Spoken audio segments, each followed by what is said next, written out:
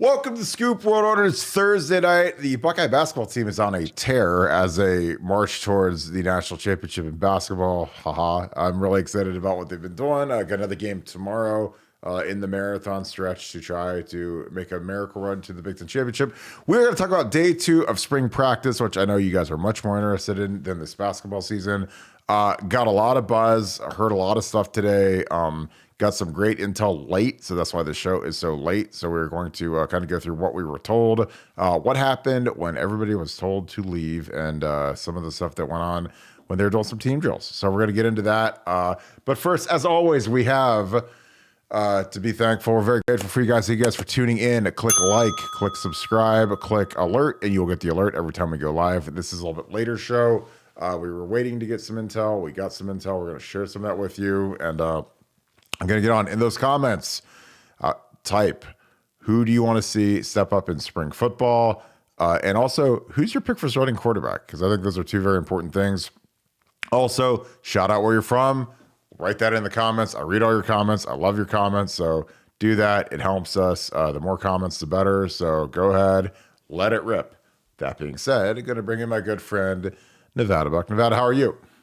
I'm doing great. Doing great. Buckeyes second day of practice, but already things are starting to happen, man. You're starting to see the skeleton kind of taking shape, and I think I probably know more after two days of practice than most springs all together. So very exciting time to be covering the Buckeyes.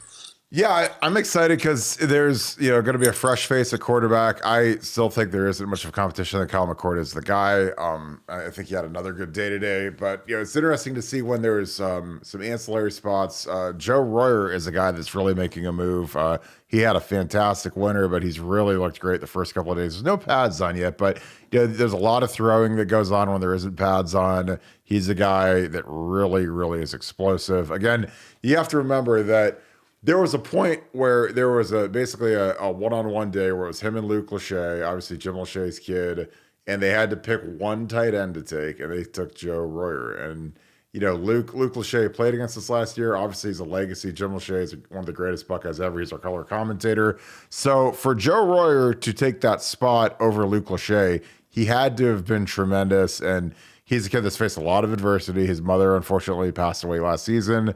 Obviously devastating. So he was, obviously in a rough, dark place for most of the season. But he kind of turned the corner during bowl practice a few months after she passed and was able to make a key catch against Georgia. And I think that kid can be an absolute superstar. I think that he has a gear that Cade Stover probably doesn't have. And I love Cade Stover. I think Cade Stover potentially could be the best tight end in America this year. But Joe Royer is an exceptional athlete. And the way that we like to use our two tight end sets, it's going to be really interesting to see how much they put Cade in line, how much they put Joe in line. And by in line, I mean on the line of scrimmage, blocking next to the tackle. Because they love to do that little tight end wing formation that is a big staple in Ryan Day's offense. So it'll be interesting to see the tight end utilization going forward with Kevin Wilson not being the offensive coordinator. Because you got to remember, Kevin Wilson was the tight ends coach. So sometimes when you are a certain position coach and you happen to be the coordinator, you like to feature your own guys a little bit. And I don't think there's anything wrong with what Kevin did with the two tight ends. I actually loved what he did with the two tight ends, but it'll be interesting to see if Brian Hartline leans a little bit more towards having a fourth wide receiver in the game versus the two tight end look. So Nevada, who are some guys that you've heard through the first couple of days of spring and that you're excited to see when they put the pads on after spring break? Well, one name, and this is a name that you don't hear a lot of, and it's Ty Hamilton. A lot of the talk about the interior line goes to Mike Hall and to Tyleik Williams, and necessarily so. Those two guys have both been, they've shown flashes of being absolutely outstanding, dominant interior defensive linemen. But Ty might be the safest bet to pick as a starter on the interior line because he's he does everything right. He does his responsibilities. He's strong. He holds the point of attack. Like I said, he doesn't freelance, which is something that they've been critical of Michael Hall in certain situations. Is he does kind of what he wants to do instead of doing what he's supposed to do. And that's kind of an issue on the interior line because if guys are going the wrong way or, not going into their gap, that creates problems for everybody behind him and all the way down the line. So, I think Ty Hamilton is a guy that I would really keep an eye on. I think, he's really going to play some significant minutes. I think he's going to be, when the first snap's going, I would not be shocked to see him out there at all. And, he's a kid that I like. Obviously, his bloodlines are great. His brother, tremendous player at Ohio State. But I think he's becoming a great player in his own right, and might be one of my kind of little sneaky breakout stars for the spring. And he was on my all body transformation team, but now he's kind of on the watch to make it matter when he's on the field as well. So I think Ty Hamilton's a pick there. Kai Stokes is another guy that I really really like. I like what he's doing out there at safety. I like the way that he looks. I like the way that he moves. And I got a couple players in the defense. I'm really excited about the defense, and I'm really excited to see what happens when the pads go on and the hitting starts in earnest. I agree. Real quick, appreciate you guys being in here, Sue, as always. Scott, hope you're feeling better, my man. He's in the hospital watching us, so we're thinking about you, my man. Yeah, I think that this is the time where guys start to emerge. Guys like Ty Hamilton can really make a move, because before you're kind of you're behind Jerron Cage, Teron Vincent. You've kind of just been an ancillary rotational guy, and now you have a real chance to be a starter, and a guy that I'm higher on than probably most. I think Jack Sawyer is a guy, and even JT Tumalo, I think he's got another level that he can get to, just in terms of being full-time starters. Playing defensive end. I thought Jack really was a fish out of water. The more I've watched the tape of him playing Jack, the more I realize how much of a disservice it was to him. And he tried to do it, but I think that the way that they deployed it was just incredibly ineffective, just due to the scarcity of it. I think it's hard to get into a rhythm as a player. I mean, being a former player, back in the olden days when I played, I really liked, getting my turns. I wanted to play 60, 70 snaps. I wanted to get into a little bit of a rhythm. It's kind of like being a pitcher in baseball. Like, if you're used to being a starting pitcher, it's sometimes hard to come in and as a closer in the ninth inning and sit around all night and then all of a sudden have to get all gassed up, 2.5 hours into the game to come win it. So, I think that, guys like Jack, and JT, they're not rotational guys. They want to be out there for the first snap. They want to make a difference and get after the quarterback. Because again, I think the biggest thing for this defense to take the next step is that our defensive ends have to be better on the pass rush. I think that Jack having his hand on the ground and being a defensive end from the first snap of the game onward is going to be just a huge boon for him in his game. Because again, the hardest part about the Jack package, as I studied it, and I studied it his last year at Oklahoma State, I watched a lot of film. I listened to clinic talks. Is that he really had to be a guy that was basically like a nose guard that would have to basically take on blockers, and then the linebacker Tommy or Seal would have to make the play in the hole. And if those guys didn't make the plays, man, it was like a 70-yard gain, and it happened 2 or 3 times during the season. And I think Jack's just he's better as a hand on the ground defensive end than he was as that floating Jack kind of hybrid linebacker thing. So. I think Mac, you're in Wheelersburg. I actually had lunch at the Scioto River yesterday. It was fantastic. I was down in Southern Ohio, so shout out Wheelersburg. Big time Buckeye fans down in Southern Ohio. So we love you guys on BuckeyeScoop.com. But I think, Nevada, you're talking about Noah Rogers. We do a little pre-show, kind of go through our notebooks together and see who we've heard. What have you heard about some of the young receivers? Because we have 3 incredible. We have the Rogers, I call them brothers, they're not really brothers, the Rogers brothers, and we have Carnell Tate with Brandon Ennis showing up in June. What have you heard about some of the young freshman wide receivers thus far? Well, I'm hearing a lot about them, which first of all is that's kind of a change from what last year. Last year we kept waiting to hear for those guys that were flashing, those guys that were ready to kind of step up and make plays, and we never really heard it. And then, come playing time, we never really saw it. But you're already hearing, we've talked a lot about Carnell Tate, how good he's been and, how much of a leader he's been in the weight room and just kind of emerging as kind of an alpha dog amongst the the freshman. Well, Noah Rogers is making kind of a similar impact, and he's a guy that's everybody's taking notice of. Everybody's keeping their eyes on. Everybody's looking at him and kind of going, "Wow, who is this guy?" Because he moves like an upperclassman. He understands the offense. He's understanding what they're trying to do, and he's a guy that a lot of the upperclassmen are saying, "Hey, watch this kid. This kid's going to be big time." So Noah Rogers, another player, kind of breaking out already early. Before the pads go on, it's a little bit of a different game, but you can tell who can run, who can turn those defensive backs around, and who are those guys that have those great hands and can make those catches. And Noah Rogers is definitely one of those guys. Definitely a name to remember. Yeah, so those of you guys that are tuned in, we have some Noah. This is some Noah Rogers high school film from last season. So again, we just like to let you know what we're working with here. Obviously, there's no film as an Ohio State player other than a couple of practices, no pads on, but you can see the athleticism. You see him high point the ball. Again, this is an incredibly talented receiver room. Obviously, with Emeka and Marvin at the top, Julian kind of in that middle tier.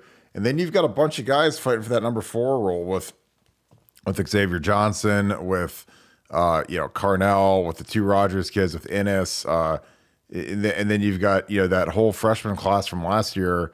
Who's going to be the guy?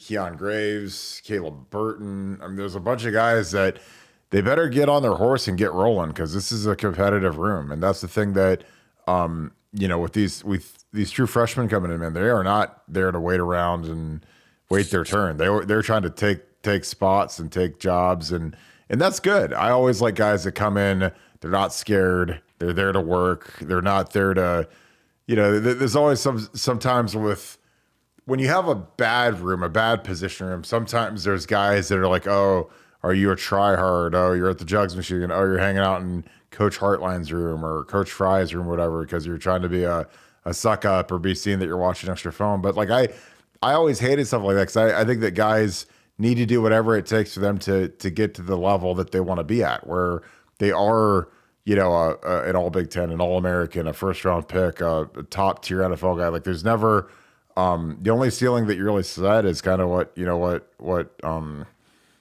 set. So these guys are talented. These guys want to play.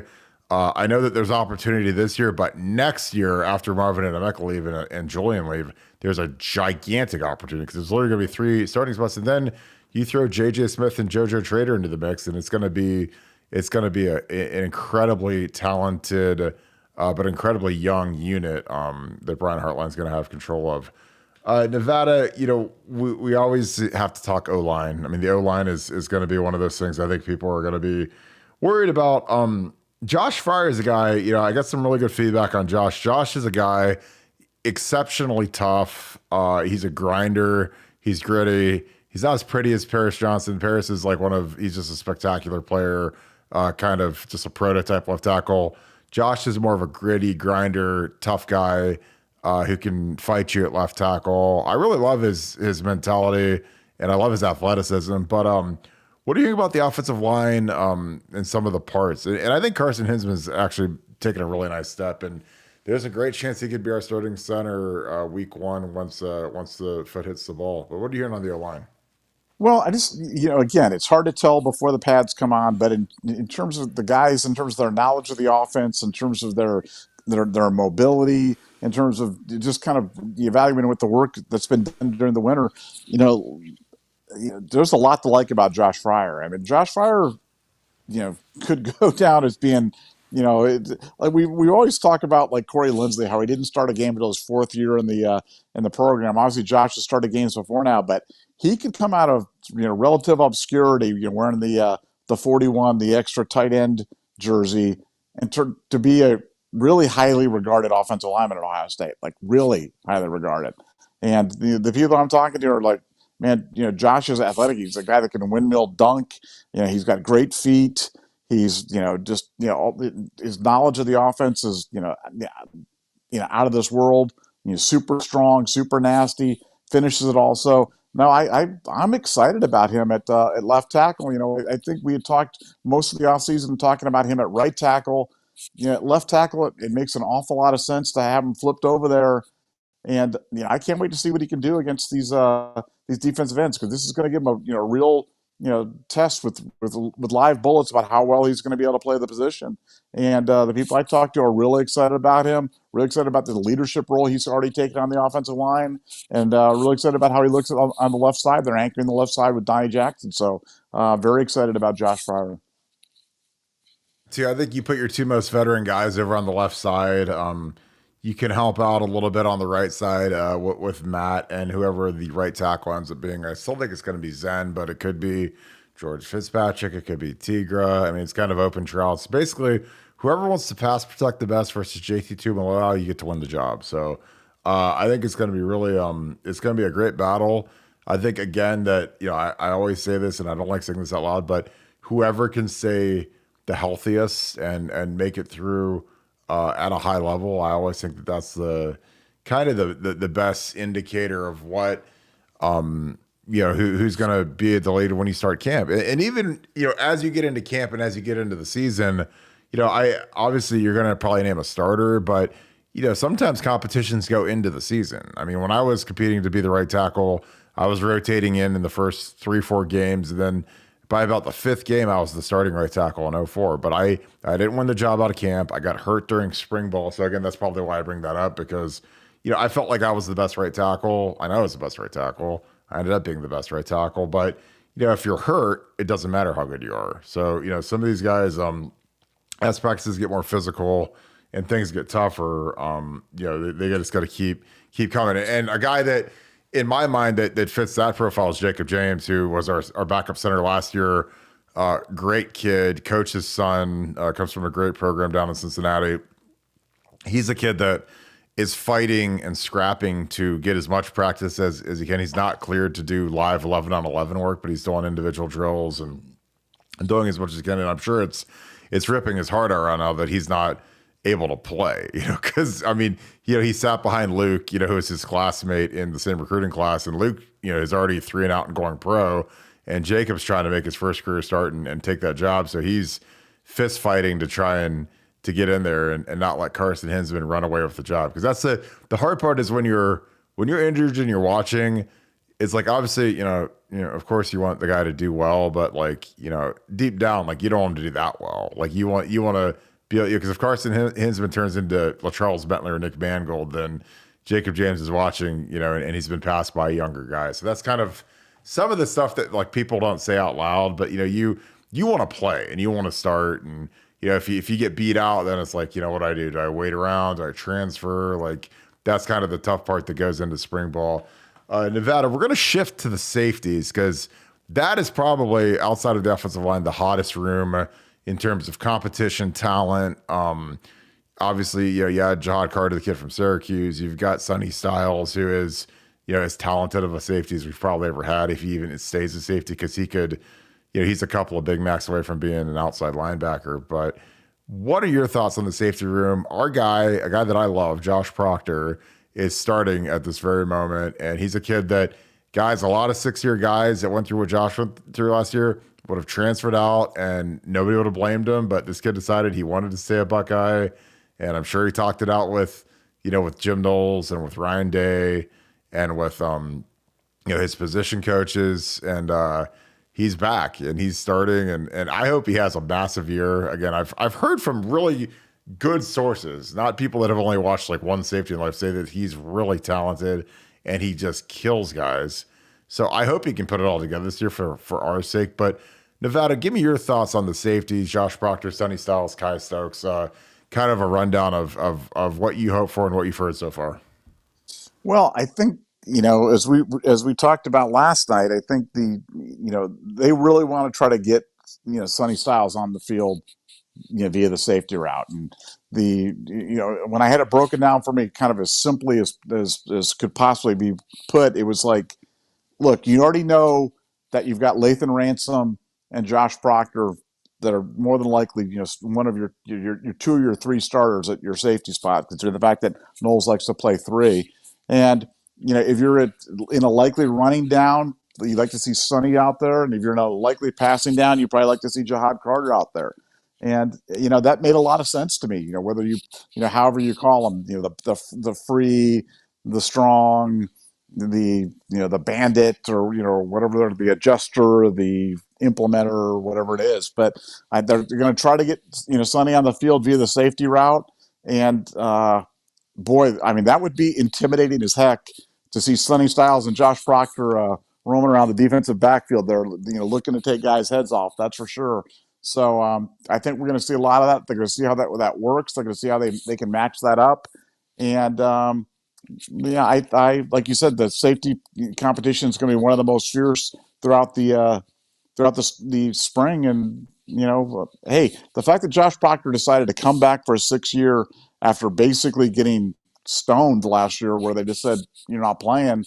Um, I think he's got to have a place on the field, and I think he knows that. Lathan Ransom was playing at an All-American level up to the last two games. He's going to play, and then Sonny and Jihad split those other things, and I'm happy. Let's go. Let's tee it up and let's play some football. I think that you just got to be excited for a kid that wants to come back and fight for a job the way he does, and I think he's got, like I said, a bright future. I think he could be a guy that again, we always kind of joke that is Sonny going to turn into Micah Parsons? Is he going to turn into Sean Taylor? Like, what does he want to be? What can he be? And there's still whispers out there about Lorenzo Sells Jr. joining us at corner, and I don't know if this spring, especially adding Davidson Igbinason, if he's still in the mix, but that would be interesting too, because I don't think you can ever have enough corners, given how Jordan Hancock hasn't been able to stay healthy, and you see so many 3 and 4 wide receiver looks. It always helps to be able to match personnel with an extra corner in the game. We'll also take some questions. Let me, it is Sue. I'm going to put this one up here first. What's up, Paul? It's good seeing you tonight. Again, this is one, Sue. I wish that I had a better answer than there had to. Again, I'm not trying to speculate, but something internally had to have gone on with Josh, because I mean, to get benched after one play after that much hype was almost crazy. Again, I haven't seen anything like it, and I've seen guys get benched year over year. There's always a guy or two that gets benched. Guys that start off the year, they don't play well early on, or somebody kind of plays spot duty, or they play well in backup time, and then they end up taking the job. So that's just football. But for Josh Proctor to literally go from very gaudy hype from the coordinator, not from me or Nevada Buck or media members or some source, like, this is a defensive coordinator saying that he could literally be the best safety in America, to not playing was very strange. So I have not gotten to the bottom of that. I've asked people about that, and I mean, they're very diplomatic when they talked about it. But again, I'm just happy the kid's back. I mean, no one's rooting harder for Josh Proctor than Nevada and I, just because I think that he's a great kid, and I think that he's got a lot of talent. And I mean, if he would have gone to the Florida Gators like Tarajda did, Taraj is a kid that 2 years ago was captain. He was captain of the team, preseason starter, and it didn't work out. Didn't play well under Kerry Combs. Got benched. Came back last year with Jim Knowles, didn't play literally at all, other than I think I remember him getting a personal foul. And he goes off to Florida. And Josh Proctor played a little bit more than Tarajda, but he could have just as easily gone elsewhere and been guaranteed a starting spot. But he decided to come back here and compete versus guys like Kai Stokes and Sonny Styles, and and plus we bring in Jihad Carter from Syracuse. So it is an uphill fist fight to win that starting safety job. So it's going to be real interesting to see how that goes as we get into camp.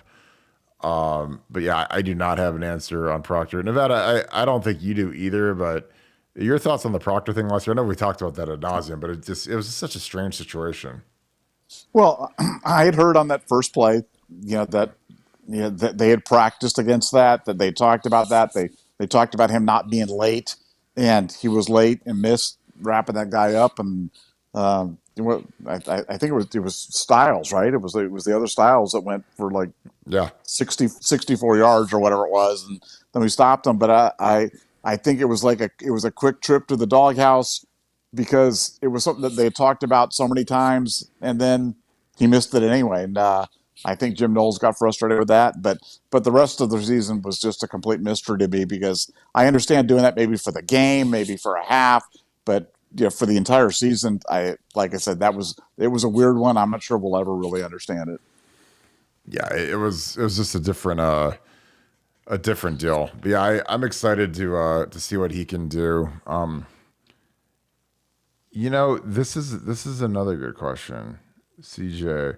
I think it's a great question, dude. Why can't we run a 4-3 and play Seal, CJ, and Tommy? Honestly, that's a great question. I think that Jim Knowles is married to the three safety thing, which to me is just the same as playing nickel defense. You just call. I mean, he literally calls the nickel a nickel. Like, so the nickel slot guy, he just turns him as a safety, but he could just as easily be a corner, in my opinion. I think it's just more that people are scared to run three linebackers because of how much teams run spread offenses. I really think that's what it is, and that's why 99% of teams don't run three linebacker looks. Iowa is like one of the last. They still run it like a decent amount, but I'm telling you, like the days of the old three linebackers, like when we had Hochschlegel and Carpenter, those days are gone. Unless football is cyclical and it goes back to having the old fullback and the I formation type stuff. I just think that the 4-3 defense isn't effective versus a good spread, as opposed to a nickel defense. And I think that the NFL reflects that. I think that college football reflects that. Even high school, I mean, there's some teams that still run some of the old I formation stuff, but it just, the game is so spread out now that I think you almost have to play nickel almost 80% of the time, 85% of the time. And if you run into a team that does the tight end stuff, the Wisconsin, some Michigan State, some of those, Illinois with Bielema, he loves to do that kind of stuff. Then you can bring in that third linebacker. But I just think the game's too spread out to run three linebackers. What are your thoughts on that, Nevada? Well, no, I think you're right. I mean, you understand when I was playing football, we ran an Oklahoma 54. So we played with four linebackers, and now it's but again, we always talk about how on this show, one of our jobs, one of the things that one of our core values is to try to educate our listeners, try to make them better listeners, smarter listeners, more engaged listeners. Jim Knowles does not run some crazy exotic defense. He runs a nickel defense. It's a 4-2-5. That's all it is. And when you're with people and they go, "Oh, Jim Knowles runs some crazy dipsy doodle defense that it's high," no, just say no. It's really not. You really don't know what you're talking about. He just calls that third safety, the whatever name he calls it for the day, and it's really just a nickel. That's all it is. And even going back to when Ohio State won the national championship in 15, I mean, with Darren Lee, Darren Lee would kind of suck out there, and he was kind of that hybrid guy that was kind of coming out there at the linebacker, but was really a guy that was fast enough to kind of cover. And so you saw kind of the beginning of it, but now it's just that's the way the defenses are run. You're right. I don't think it's going back. I don't think you're ever going to see 3 and 4 linebackers anymore. I think it's going to be 2, and that's what we run is that 4-2-5. Yeah, and I'm kind of, with my little whiteboard thing, just kind of drawing up kind of how these guys normally draw up. So this is what is kind of always the same. This is the front. So you see you got your two ends here. You've got your, so here's an end, here's a nose, here's a tackle. This is just by a 3-by-1 set. So this is your tight end, obviously. But where he aligns the safeties is what's kind of different. So he literally, this is your slot receiver right here. And he calls that guy a nickel. So I'm going to put an NI for nickel. Actually, I'll spell it out. So he's got a nickel, and then he calls the boundary safety. So if imagine this is the hash mark. Okay, so we're on the left hash of the football field. Here's the right hash over here. And these guys would be spread out a little bit more, but it's a little condensed because I've got the little the videos of us on the side. But in the middle of the field, he plays what he calls the adjuster safety. So I'm going to write adjuster. This is kind of what you see. It's kind of like what you think of as like a free safety type deal. And then to the short side of the field, he plays the bandit, which that's kind of like your old like strong safety. again, and then the nickel is like what you call a nickel. So, but he just likes to play three safeties. So that just kind of gives you a little bit of a visual aid of what Jim Knowles does for safeties. And again, I don't think that it's that much different. I think that he likes to play a safety body type. It's the nickel more than a corner. I think that's a big difference.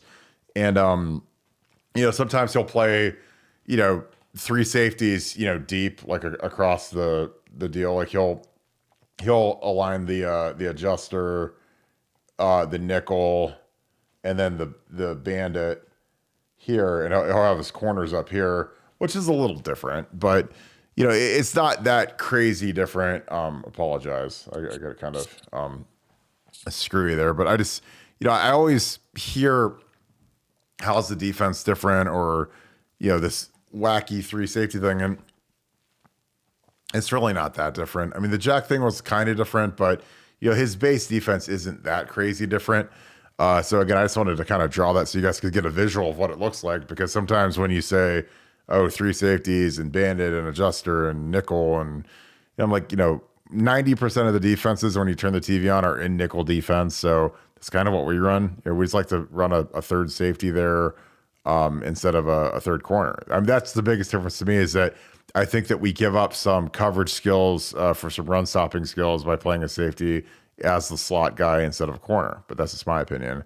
And I think sometimes we'd be better served to put a third corner that can cover a slot guy in that spot, as opposed to a guy like a Tanner McAllister or whoever. But again, it depends on the skill set and the body type. Because if a guy is a safety and he can run and he can and cover, well, then obviously it's probably gonna be a first round pick. But that's like the ideal guy for that slot spot. But for me, if it's first couple downs, I mean, Sonny Styles to me would be the perfect slot guy, because he can cover short area, but he also is a guy that can hit like a Mack truck and be there, on the wide side of the field for run support. Because thing about Sonny is, as big and athletic and as freaky as he is, he also is not scared at all. Like he will put his face mask in the middle of your chest and pile drive you into the ground, and he doesn't blink, and that's not typical for defensive backs. A lot of those guys, they're allergic to contact, but Sonny's not that guy. This is a great question. I love this. I love this one, Paul. All right, Nevada, we're going to do who leads the defense in sacks and how many interceptions do the Buckeyes end up with. Appreciate you, Paul. As always, you and Sue lead the way, always on the show. I'll let you start, Nevada. Leads the team in sacks. I'm going to go with JT Tuimoloau. He'll go with, he'll have 12. He'll have 12 sacks to lead the Buckeyes, and Jack Sawyer will be right behind him at 10. And so it's 22 between the two defensive ends, which would be quite an improvement. Interceptions, well, first of all, the fact that we didn't get any interceptions out of the cornerbacks last year that's going to turn around this year. We're going to get more than that. So I'll say we're going to get we'll get one a game. So I'll say 15 interceptions. How's that? That works. I mean, nowhere to go but up from our corners. When you lay the goose egg last year, which again that's like one of those prop bets in Vegas where if you say, I don't even know what you set the odds at, Nevada, because I know that you're good at setting odds and gambling and numbers. But if I'd have told you last year, hey, it's a prop bet, it's kind of like, getting, a team scoring a safety in the Super Bowl or something like that. Ohio State is going to have 0 interceptions out of their cornerback room this year. I don't know what you'd bet. Maybe you throw $10 on it or 50 or $100 on it, and you get, 100 to 1 odds or 500 to 1 odds that we wouldn't have a single interception. And we played, 14 games or whatever we played. It's like, it's almost insane because, we're so good on offense and we get so far ahead of teams that teams have to throw on us for almost 3/4 of every single game because we're up by 49 points. So they're not even going to run the ball. They're going to be throwing, and, they generally don't have great offensive lines, and we generally have a good pass rush. So you assume there's going to be some lollipop throw that one of our corners is going to snag and get his hands on, but we didn't do it a single time last year. So I'll say 20 picks because I'm going to count the safeties too and the linebackers. And for sacks, God, I really want to go my call here. I'm going to go Jack Sawyer. I'm going to go out on a limb. I'm going to say Jack just because I think that JT is going to get a lot of attention this year from opposing teams. I think Jack is lighter and quicker, and he's going to be hungry after kind of a lost season last year. And I think he's a motivated kid, man, because all I hear is right now is that he sucks. So, when you're that guy and you come in as the 5-star in the next Bosa brother, you don't have, the first couple of years. And mind you, Jack Sawyer led the team in sacks last year. He had 4.5 sacks. So, and he did it on probably about a third as many plays as Zach Harrison or JT Tuimoloau had. But, so if you give him the same snap count, does he go to 8 sacks? I don't know. I mean, it could happen. It could not happen. But I think I'll go with Jack just to be contrarian to Nevada because I don't like picking the same stuff that he does. But, I would love for JT to lead. I'd love for them both to get double digits. I think that'd be fantastic for the defense as a whole, just to get that pressure going again, like we've had on our great defense, like that 19 defense when we had packages where Chase Young and Baron Browning were coming off the edge and meeting at the quarterback and good push in the middle. Like I think that's something we have to get back to in a hurry. Yeah, I saw Mark Nave got an offer. That was really interesting from Georgia. I think that's just like they almost just do like a troll offer anymore. What's up, Scott? I see. I know you're a Louisville guy. All right, this is a good one. Who Nevada do you see making a mark on the Buckeyes? It's not on the radar right now. That's a great question. I love questions like that. My unsung Buckeye. Well, can I go to Reed Carrico again and say Reed Carrico at fullback as my unsung Buckeye? Yeah, of course. It's your pick. That's what I'm going with. I'm going with Reed Carrico to make the position swap to fullback and make a mark for the Buckeyes there. Nobody's talking about it. Nobody's on that. You heard it here first from Nevada Buck, and he'll be my unsung dark horse player of the year, coming from nowhere to make a big impact for the Buckeyes. And I'm going to piggyback this. I just saw this from Dave. This is a great question. Is the Rossi rollback this season in terms of being like that fullback and slot guy? And is Carrico an option for this position? I'll let you take that first, Nevada, and then I'll give my thought on that, and I'll also give my unsung Buckeye. Yeah, no, I think he is actually. I think they liked what they got out of it last year, and it would have been nice to get another year out of Mitch. Even I remember the first time I mentioned him in a Nugget, and people were like, "What the heck is Nevada talking about? Mitch Rossi? Like, who is this guy?" And he turned out to be super valuable, doing some really interesting things. Reed can do those things too, man. I'm telling you, he is strong and he is fast and tough kid. Could really do some interesting things for the Buckeyes. And yeah, I'll say he'll make it. He'll make an impact for us at that we'll call it the Mitch Rossi position. And before that, it was the Stan White position, and he'll hopefully go down in lore like Stan White did up in the '05 Michigan a game up there in Ann Arbor and make the big block to spring somebody in for the winning touchdown. Yeah, I mean, it was interesting because I was actually in Ironton yesterday for work, and it was interesting because I talked to some people that knew Reed really well, and Reed is funny because Reed is actually killing it in NIL, like kind of quietly. But I was driving around and there's like a giant billboard of Reed with Rack's roast beef, which I was like, that is the funniest thing because I didn't even know Rack still existed, and like Reed standing there holding like a like a roast beef sandwich with his gear on, and I was like, that's pretty sick. I like it. But yeah, he's a kid that he just wants to do anything he can to get on the field. And the funny thing is that last year they asked him to move to fullback tight end to kind of be like Mitch Rossi's backup, and he didn't do it because he wanted to stay at linebacker. But this year, I mean, when Tommy, because I think last year at this time he might not have known, and we might not have known how good Tommy Eichenberg was. Obviously, Tommy's going to be a preseason first-team All-American favorite to win the Butkus. Seal Chambers is he'll be preseason All Big Ten-ish, first, second team. It could easily be All Big Ten after next year if he takes the next step of being a linebacker. But I think that for Reed, like this is a big year for him. He's got to get on the field somehow, some way.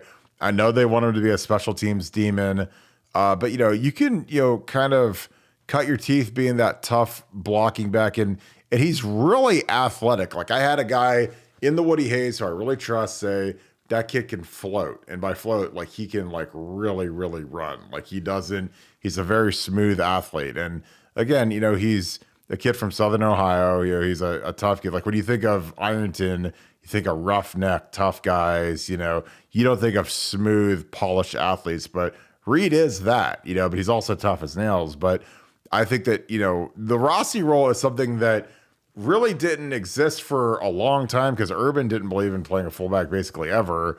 And, Mitch kind of fit that skill set and they started to do it and they did some under center I formation, play action pass stuff and short yardage, short red zone stuff. And I thought it was really good stuff by Ryan because I think that it helped CJ Stroud get prepared for some of the NFL stuff that teams like to do. They like to, there's still a handful of teams that carry a fullback and they do some of that stuff because I think that teams aren't used to going against it now. So now all of a sudden you're on a fullback and they're like, well, how do we stop that? We have no idea because we're used to, shotgun spread 3-by-1 formations the whole time. So, wow, this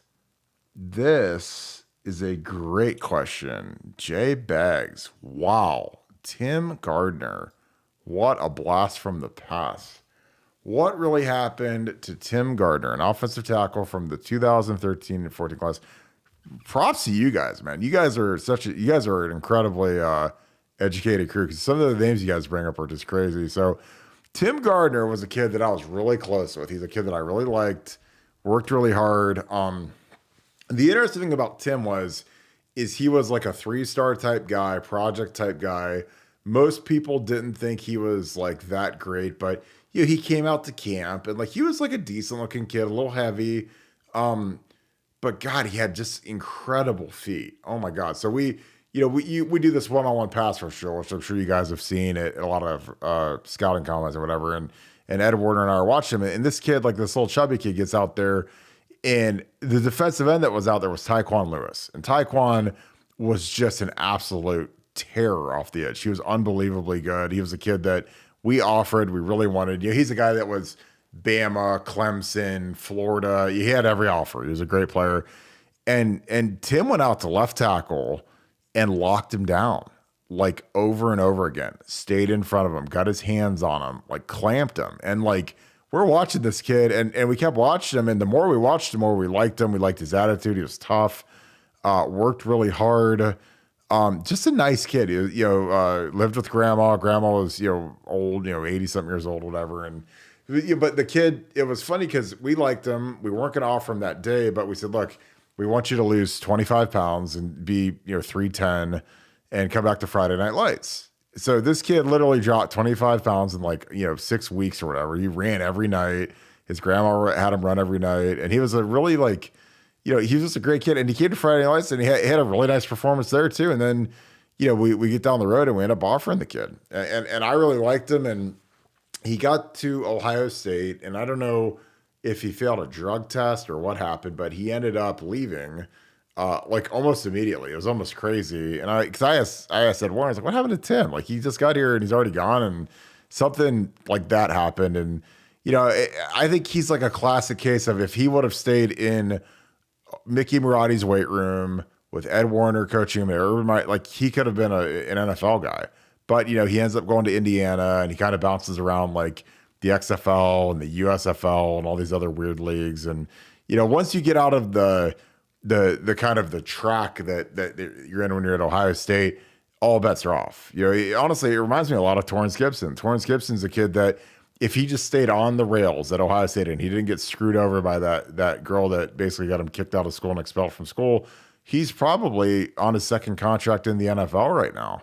But, things happen. And then all of a sudden when guys go off into the ether and they're off the kind of the super highway to the NFL that Ohio State has turned into, then all bets are kind of off. So yeah, was Tim Gardner a bust? I mean, I guess, because he didn't make it at Ohio State, but if guys, can't make it through 3 or 4 or 5 years in the program, it's hard to tell what they would have been if they would have been able to stick with Mickey Marotti, especially because I just saw what Mickey does with linemen. I saw Tim's natural talent, his work ethic, because he was a kid that worked hard. I mean, we asked him to lose weight, and it wasn't like we asked him to lose 5 pounds. We asked him to lose like 25 pounds. And his grandma was like, he runs every night. He'll go run for 2 hours, eats right, put down the cookies. He's eating, vegetables and salads. And, so it showed a lot of dedication because he really wanted that offer. And, like, I loved the kid. It broke my heart when he got kicked out of school. But, That's just part of the gig, man. I mean, you can't save them all, but I really like that kid. That was a great question. Thanks, Bags. Nevada, you still there? I know that was a long response. Yeah, I stopped listening about 10 minutes ago, so somebody's just got to fill me in on what.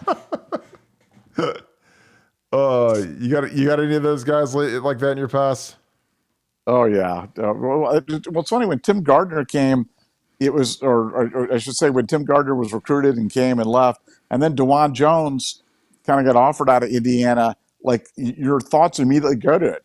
Another kind of big, heavy kid out of Indiana, and you're wondering, is he going to be another, Tim Gardner and kind of not work out? And now DeJuan goes on and he's probably going to be an offensive tackle two in the NFL draft and a multimillionaire and a 10-year starter. And it's just, it's funny, but when he was recruited, that was my first thought. My first thought was Tim Gardner. So yeah, it's now we're 1 for 2 on Indiana linemen. Gonna have to go for 3 for the tiebreaker.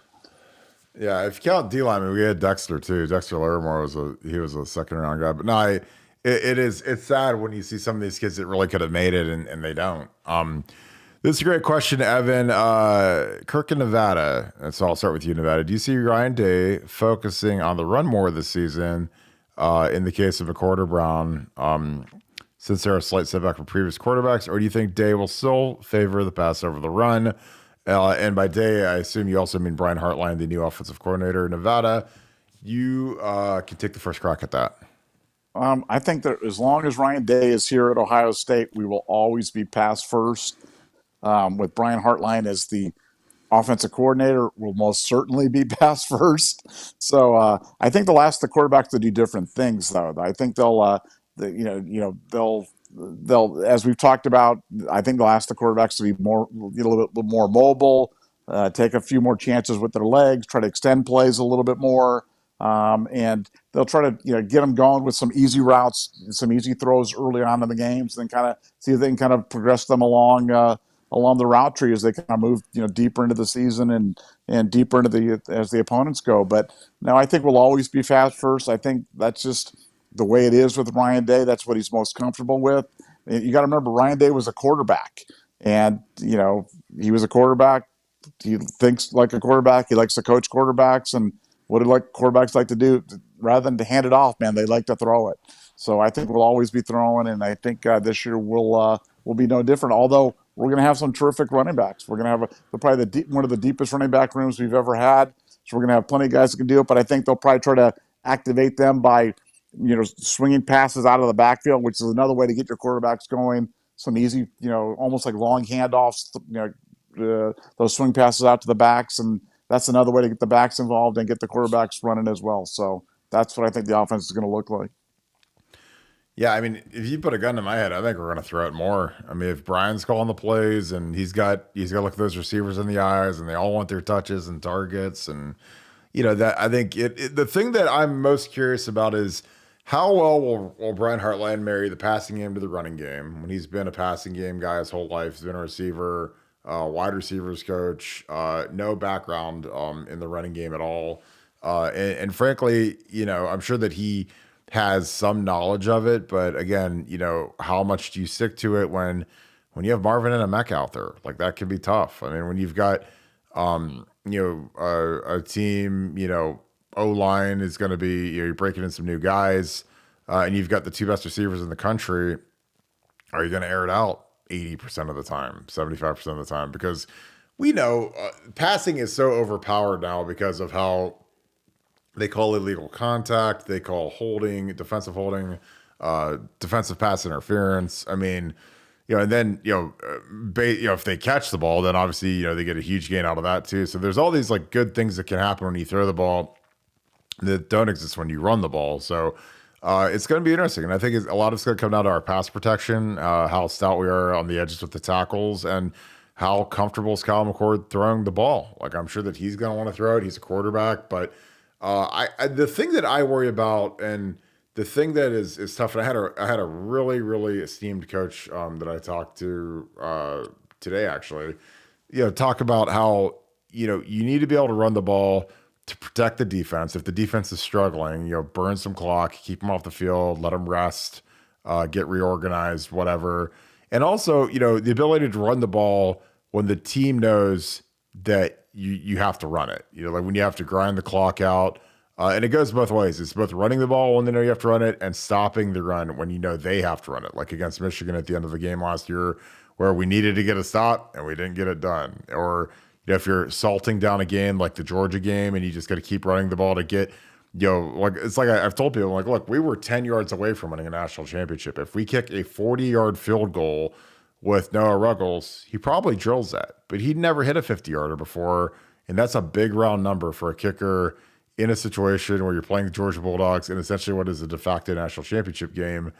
That's a big number, and it was too much, and he yanked it, and again, if you could have got 10 yards for him and made it a 40-yarder, then it's different. And you just had to get 3 yards on 3 straight plays to get there, but we weren't able to do it because we ran it once, we got stopped, and then we had 2 incomplete passes. So it's going to be interesting to see how Brian marries the running game and the passing game.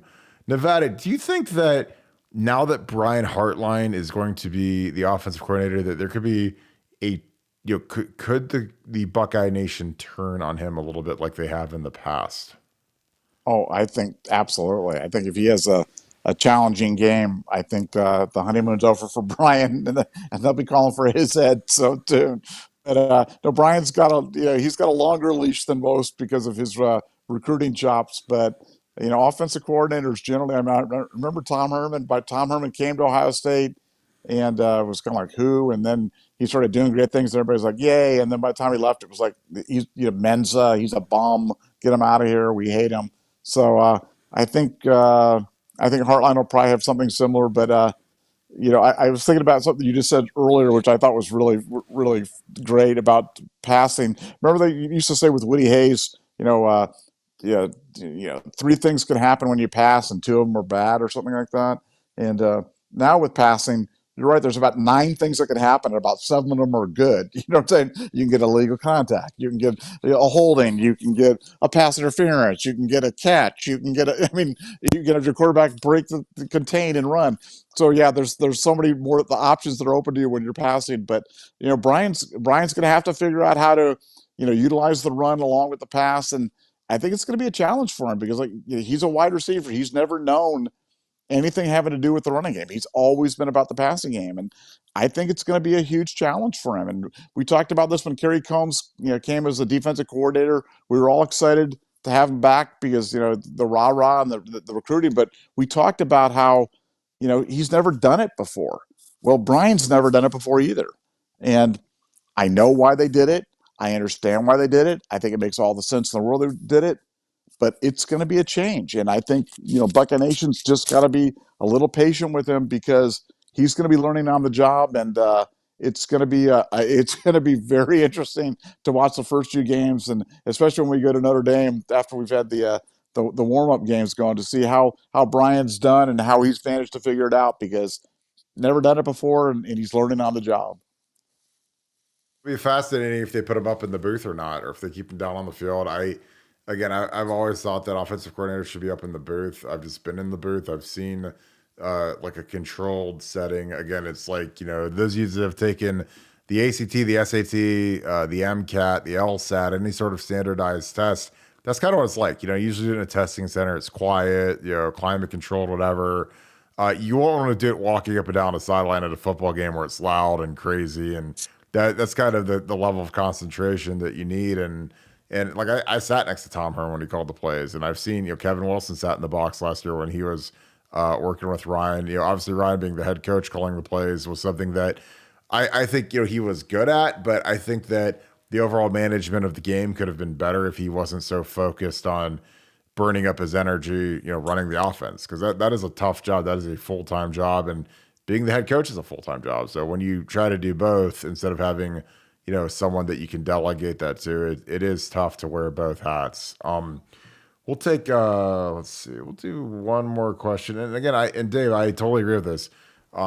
We gave up that 14-point lead against Georgia, but like you said, if we could run the ball, that keeps the defense off the field. If the defense is struggling, their best friend in the universe is our offense. Like in 2007, we were number 1 in the nation in total defense. And we also were a really good running team. We had Todd Beckman at quarterback. We had Beanie Wells at running back. Beanie ran for like 1,700 yards, and we were a ground and pound outfit. We weren't as high flying as we were in '06 with Teddy and Gonzo. We had Hartline and Robo, who were obviously very good players. They were second, third round picks in the draft, but we were a ground and pound offense, and we would hold the ball and we would run the ball like crazy with Beanie, and our defense didn't have to defend as many plays because we were always burning the clock up. And that's something that I don't think people realize how important that is sometimes to work in concert, and that's something that Jim Tressel never gets enough of compliments and acknowledgement on. Is how a lot of our great defenses were because they only had to defend 55 plays or 60 plays because we ran the ball a lot and we burned the clock up, and we were cognizant of keeping our defense off the field because they can't score if they're not on the field. Like and again that goes on the flip. If you're playing Phillip Rivers, you don't want him on the field like ever. So you want to burn the clock up and run it out as much as you can. So I think that helps us, and I think that helps our defense a lot if they can look up and say, okay, we got a real break. Because I've been on offenses, in '07 and '06, you go 3 and out, the defense makes a stop and they play 8 plays and they stop them, hold them to a punt, and then you go 3 and out. You kind of, I'm not saying anybody ever did this to me, but you can feel the energy and you kind of feel the glares of like, geez, guys, you guys just went 3 and out and didn't burn any clock. We got to go right back out here. And I'm not saying they were tired, but you can sense when they're gratified when you have that nice long drive and you score, and then they get to hit the field and go do their thing after a nice long rest. So I'm going to do one more from Paul, then we're out of here. How would Jaden Ballard work at punt or kickoff returns? I don't know, because I don't know if this kid's ever going to play. I think he's got a chance. This is a humongous spring for him, but he's got all the ability in the world. But there's just something that I don't believe the coaches trust yet. Obviously, against Georgia, they didn't trust him to go in at all after Marvin was knocked unconscious. So, it's now or never for Jaden, man, because with these guys, with the Rogers brothers and Carnell and Brandon Innes coming, man, and then if any of these guys that were freshmen last year are ready to roll, time's now for Jaden Ballard. And again, he's the guy that I've advocated for being a kick returner just to give him some sort of a role. But, I also agree with Nevada when he says, let's just leave Emeka back there, because he's surefire, locked in as a punt returner in terms of fielding the ball. And again, that's not easy. That's a pure luxury. And I agree that we should keep him back here. Nevada, your thoughts on Jaden getting any work? Should he get any work? Does he deserve any work?